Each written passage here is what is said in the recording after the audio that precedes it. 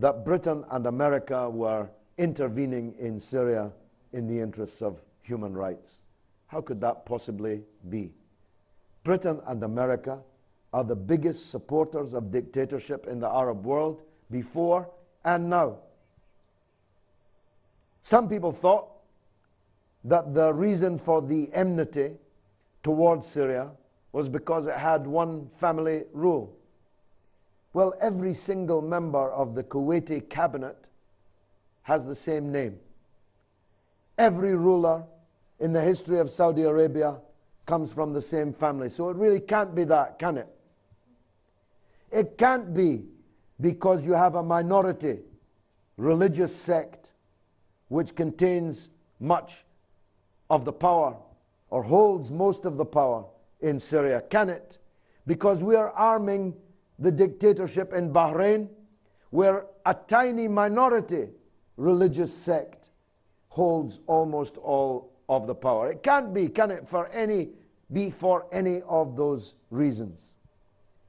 The real reasons are that they want to bring down the Syrian regime because that regime doesn't follow their orders, won't surrender to Israel, won't kick out the Palestinian resistance from Damascus, won't end its relationship with the Lebanese national resistance, which remains the only Arab army ever to defeat Israel in military conflict, a victory which it could not have won but for that strategic alliance that it had with Damascus.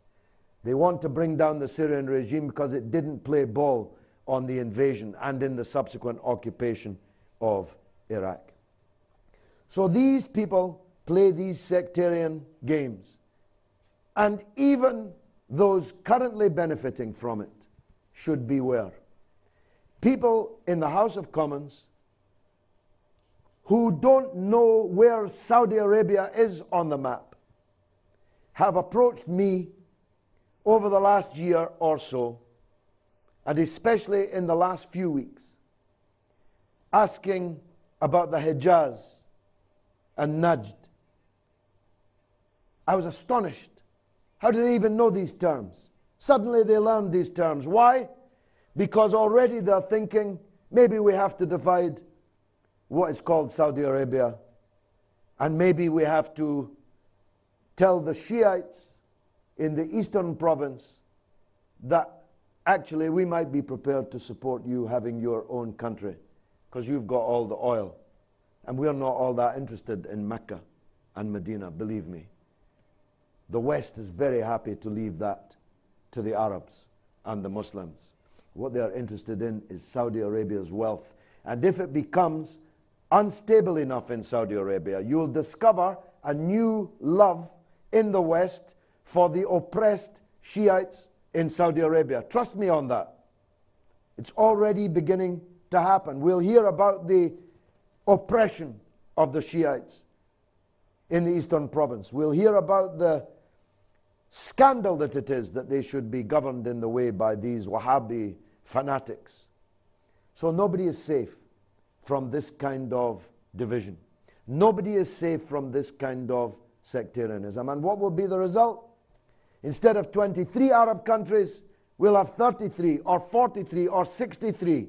We won't have countries at all. We'll have emirates like the one currently visible emerging in Libya after the NATO bombardment and the overthrow of the Gaddafi dictatorship.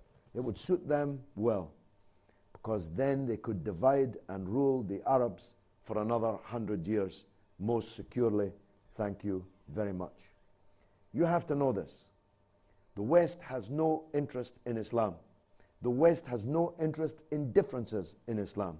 The West has no differences no interest in the situation of Christians in the Middle East.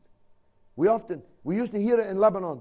The West was supporting the Christians in Lebanon, but they're not supporting the Christians in Syria, who are terrified at the possible victory of an Al-Qaeda type insurrection there. They're not supporting the Christians in Palestine, almost all of whom have been given green cards to leave the country and forget it. Please don't think that they care about your religions. Please don't think that they care about your confession, your particular sect. They only care about continuing to own and control the Arab world because of the wealth which lies underneath it and because of the strategic importance which it holds and continues to hold.